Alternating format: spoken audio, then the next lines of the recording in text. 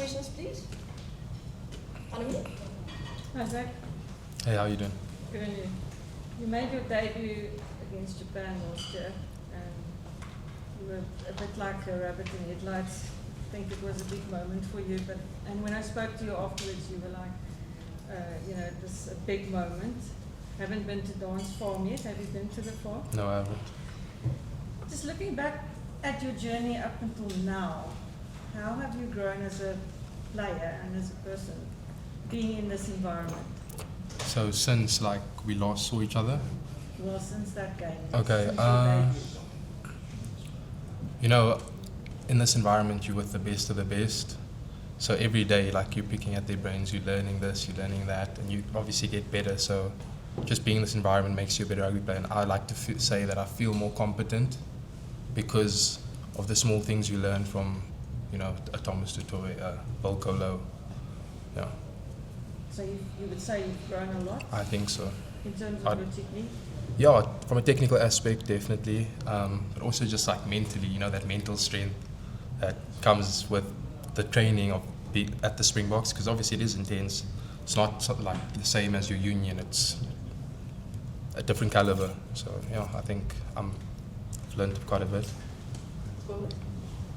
Manie, how's life in Japan, and what's the biggest difference in comparison to playing URC or in the other European competitions? Now, first and foremost, obviously it was an awesome experience. It's awesome being that side with my wife. We really enjoyed Japan.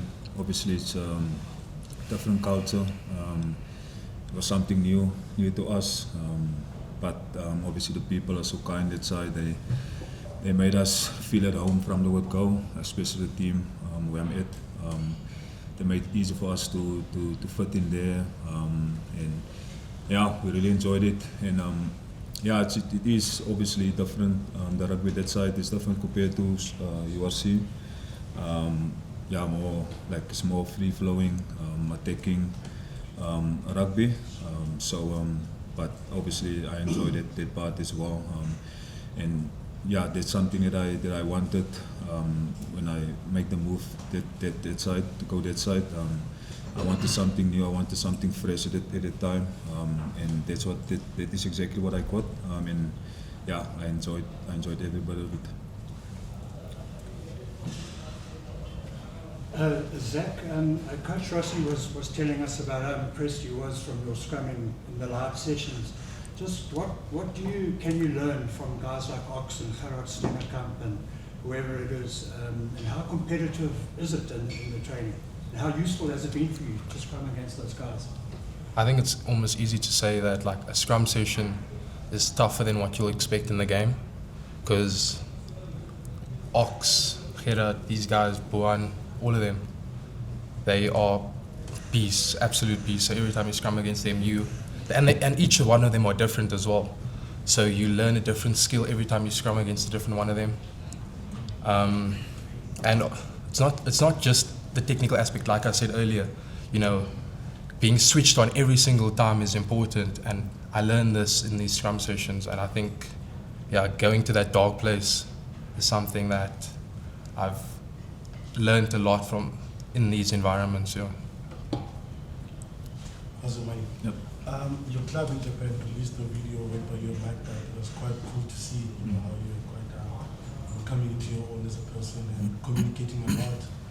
Has that aspect of your game grown a lot because of that language barrier? I want, obviously, each and every time you get opportunity to play, you grow in that space in all parts of your game, and that's part of my game. Obviously, to communicate with the guys, the forwards, the back line, and just driving them around the park, giving them clear instructions in terms of where we want to go with our attack, or where we want to go with our game, or where we want to play in the game. It's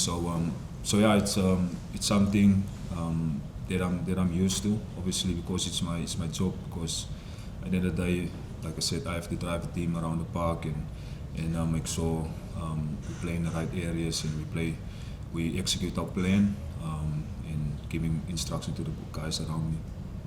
Just to follow on, working with Quick Uber, how how was that experience been? No, amazing experience, man.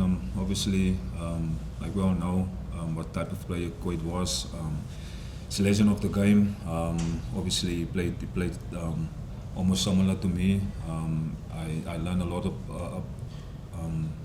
I learned a lot from him in terms of rugby stuff and different ideas, fresh ideas, and it was also to pick his brain as well. So yeah, it's been an awesome first season with him, and now obviously I feel like, I think like it's just gonna grow and grow going into the future.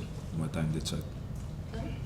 Manie, what part of your game has developed since you've been in Japan, either intentionally or through your need to develop? All parts of my game. Obviously, it's like I said, it's playing in Japan is more free flowing, it's more attacking. But it's something that I love. That's how I want to play, and obviously it's something that I had to adapt to, and it's been good. It's been good in that sense. But also, growing in other parts of my game as well, playing with a great balance in terms of when to kick, when to run, and obviously taking opportunities when it's on, and making sure we play in the right areas when we're under the pump or when we but under pressure, and turning those pressure back onto the position and playing the right parts. Thanks. Manie, just over a year ago was that game against the Wallabies at Ellis Park. Obviously that fast start and then it fell away in the second half. What lessons did you learn from that, well, you and the team, about how to handle that kind of situation? Yeah, man. Obviously, we went off to a fast start, and we scored like 4 quick tries in the first 20 minutes. But I feel like obviously we didn't get a balance right in that game in terms of looking after these guys, our big boys, and that's important for us as drivers. Is to look after our forwards and not overplaying them, and making sure they're fresh and energetic when we need them to be energetic, and especially going to set piece, our defense, and I feel like we kind of got it wrong at the time on the game, but we learned from it, and going forward. We're going to be better in that space, definitely. Manie, who will be in charge of the goal kicking on Saturday? You or Chestnut? And is that a pressure that you embrace? No, obviously the coaching is part of my job, you know. So if it's me, I'm gonna take it. I'm gonna take it on. It's my job, and make sure whenever I got the opportunity to convert 2 points or convert a penalty, giving my best to get it points. And obviously, if it's Cheslin, we saw what Cheslin did in Japan.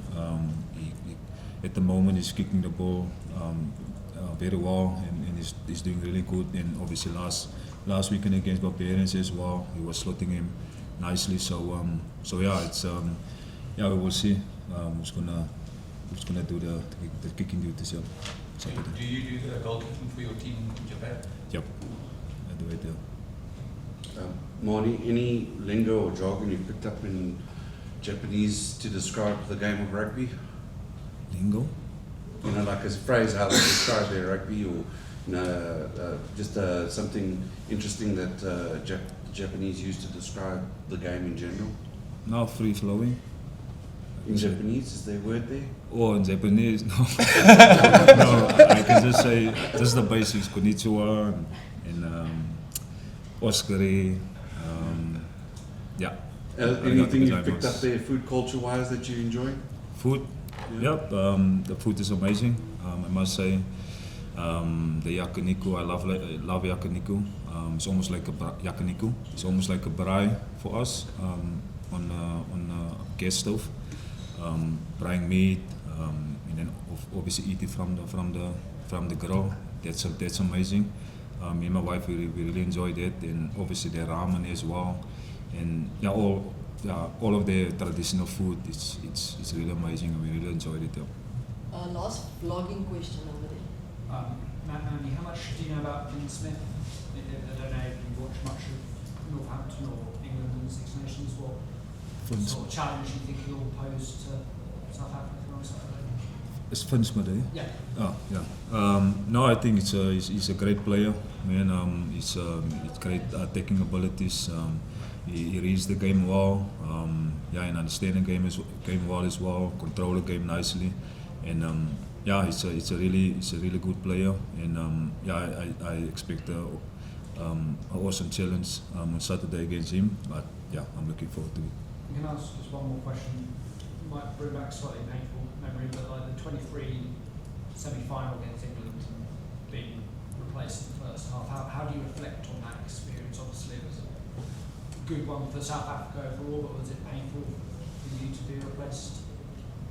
Now, obviously being in this environment, and obviously there's as a player, and for myself as well, we always talked about putting the team first, and obviously what is best for the team at what given in any given moment, and in that moment obviously the best for the team was obviously for Andre to come on. I mean, it's a double. Or he's at that time was obviously World Cup winner. So he understand those type of pressure, and yeah, he's been there, and yeah, him coming on, and just as we saw, obviously control the game nicely. He helped us obviously get the result at the end of the day as well. So yeah.